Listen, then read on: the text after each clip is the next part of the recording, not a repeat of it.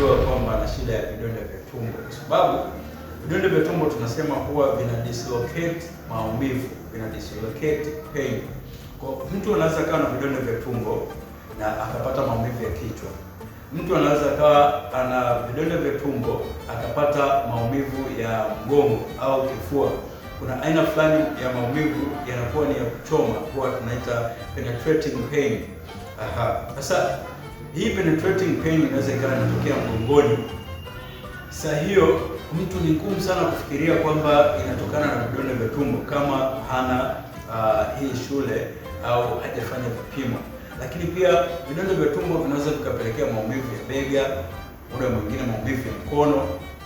Kwa wakati huo wote mtu anahangaika na maumivu ya mkono, maumivu ya bega au maumivu ya kifua, anasahau au hawezi akapata dawa ya kutibia vidonda vya tumbo kwa wakati huo, kwa sababu ni kitu ambacho anakuwa hakifikirii kabisa, na hivyo kuacha kwa leo au ugonjwa wa 7 kwa leo, ambapo kulingana na mfululizo wa mada yetu, ambapo kwa hapa leo ni ugonjwa wa 3, ni vidonda vya tumbo.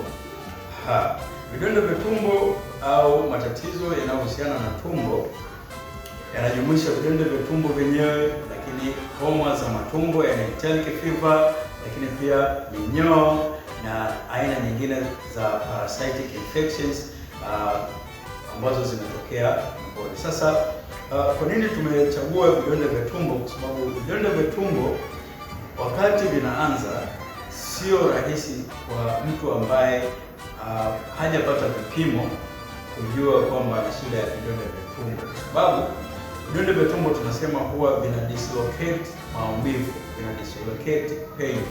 Kwa mtu anaweza kawa na vidonda vya tumbo na akapata maumivu ya kichwa. Mtu anaweza kawa ana vidonda vya tumbo akapata maumivu ya mgongo au kifua. Kuna aina fulani ya maumivu yanakuwa ni ya kuchoma, huwa tunaita penetrating pain.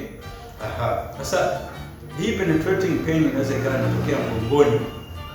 Sasa hiyo mtu ni ngumu sana kufikiria kwamba inatokana na vidonda vya tumbo kama hana hii shule au hajafanya vipimo. Lakini pia vidonda vya tumbo vinaweza vikapelekea maumivu ya bega, muda mwingine maumivu ya mkono. Kwa wakati huo wote mtu anahangaika na maumivu ya mkono, maumivu ya bega au maumivu ya kifua, anasahau au hawezi akapata dawa ya kutibia vidonda vya tumbo kwa wakati huo, kwa sababu ni kitu ambacho anakuwa hakifikirii kabisa, na hivyo kuacha room kwa vidonda vya tumbo kuendelea kumshambulia na baadaye kufikia hatua za juu sana ambazo zitahitaji gharama kubwa kwenye kutibia. Hiyo cha kwanza. Lakini cha pili, sababu nyingine ambayo inafanya watu wachelewe kupata matibabu ya vidonda vya tumbo ni kwamba watu wengi wana imani kwamba vidonda vya tumbo havitibiki. Ndio dhana iliyopo huko mitaani au huko katika jamii zetu. Watu huamini kwamba hakuna dawa ya kutibu vidonda vya tumbo. Nikukumbushe tu, vidonda vya tumbo vinatibika, lakini ni lazima ujue chanzo chake ni nini. Bila kujua chanzo, ni kweli utasumbuka sana kutibu vidonda vya tumbo. Kwa haraka tu, japo sio somo rasmi kwa leo, vidonda vya tumbo vinaweza vikasababishwa na mambo kama matatu hivi, na katika matatu haya mawili ni yanatibika na moja ndio inakuwa ni ngumu kutibia. Jambo la kwanza, vidonda vya tumbo vinaweza vikachochewa au vikasababishwa na bakteria ambayo inaitwa H. pylori Helicobacter bacteria. Helicobacter pylori bacteria, ambaye huyu bakteria anakuwa katika tumbo na anasababisha kuerodi katika lea ile ya tumbo, lakini pia anachochea uzalishaji mkubwa wa asidi tumboni ambayo itaenda kusababisha vidonda vya tumbo. Sasa sababu ikiwa ni hii Helicobacter pylori bacteria, ziko dawa kwa ajili ya kutibia aina hii ya bakteria, ziko dawa kwa ajili ya kuua aina hii ya bakteria. Mtu atatumia na atakaa sawa. Lakini sababu nyingine ambayo mtu anaweza kupata vidonda vya tumbo ni tunasema ni lifestyle. Lifestyle hapo inajumuisha vitu vingi sana. shedo ya ulaji, aina za vyakula, namna ambavyo unakula, lakini pia mambo mengi hapa yanahusisha. Yaani kuna wale kwa mfano watu ambao huwa wana skip meal, labda kuna watu huamini kwamba atapungua kwa njia pekee ni kutokula. Sasa hiyo huwa ni kosa kubwa sana. Watu wengi wana develop vidonda vya tumbo kutokana na hiyo tabia ya skip meal. Lakini kuna watu ambao wanakuwa na fasting, yani mtu ana imani ya kufunga mara kwa mara, matokeo yake muda mrefu anakaa na njaa na hivyo anapata develop vidonda vya tumbo. Sasa sababu ikiwa ni hizi, huyo mtu atapatiwa dawa, lakini pia atashauriwa kufanya lifestyle modification ambayo itapelekea kurudi katika hali ya kawaida.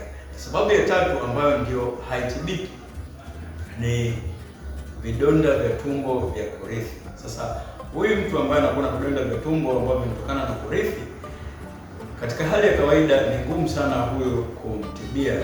Zaidi huwa tunapata kumanage tu hali yake ili isifikie hatua za juu, lakini mwisho ya siku anaweza akarudi angalau kukaa sawa, lakini sio kupona moja kwa moja. Kwa hiyo kuanzia leo chukua hii, itakusaidia. Vidonda vya tumbo vinatibika, ila itategemeana na chanzo ni nini. Kwa hiyo ili kubaini chanzo ni lazima ufanye vipimo, ni lazima ufike hospitali na sio kutumia dawa bila utaratibu unaofaa. Sasa kama nilivyosema, kwa nini vidonda vya tumbo watu huchelewa kupata matibabu? Sababu ni zile tu, ziko wazi, kwamba moja, watu huamini kwamba vidonda vya tumbo havina matibabu, lakini pili, watu huchelewa kutambua kwamba na vidonda vya tumbo kutokana na vidonda vya tumbo vina dislocate pain, vina dislocate complications. Kama nilivyosema, mtu anaweza ka experience maumivu ya mgongo, maumivu ya bega, maumivu ya kifua, pengine hata maumivu ya kichwa na mkono. Na muda mwingine vidonda vya tumbo huweza kutoa dalili za homa kali na mwili kukosa nguvu, kitu ambacho mtu anaweza kafikiria hata labda ana malaria, anang'ania kupima malaria, kumbe ana vidonda vya tumbo. Kwanza mtazamaji, hadi hapo tumefika mwisho katika somo letu la leo, ambapo tuliangalia mwendelezo wa magonjwa ambayo watu huchelewa sana kupata matibabu au kufuatilia tiba kwa wakati. Siku ya leo tumepata kuangalia magonjwa matatu, ambapo tumepata kuangalia ugonjwa ambao tumesema ni tezi dume, lakini tumepata kuangalia ugonjwa ambao tumesema ni hernia au ngiri, lakini tumepata kuangalia vidonda vya tumbo kutoka katika sehemu ambayo itakuwa ni sehemu ya magonjwa ya tumbo, ambapo inajumuisha vidonda vya tumbo, homa za matumbo ambapo ni enteric fever pamoja na minyoo. Nikusii tu endelea kuwa nasi katika mfululizo wa masomo haya ya magonjwa ambayo watu wengi huchelewa kupata matibabu, na session itakayofuata tutapata kuendeleza magonjwa kama nilivyokuahidi hadi kufikia magonjwa 16. Yako magonjwa mengi, lakini katika session hii tutakuwa na magonjwa 16 tu. Usiache kusubscribe, like, comment na kushare, lakini pia unaweza ukauliza chochote kama una swali au na mapendekezo yoyote, na tutakujibu vizuri kabisa kwa lugha nyepesi yenye kueleweka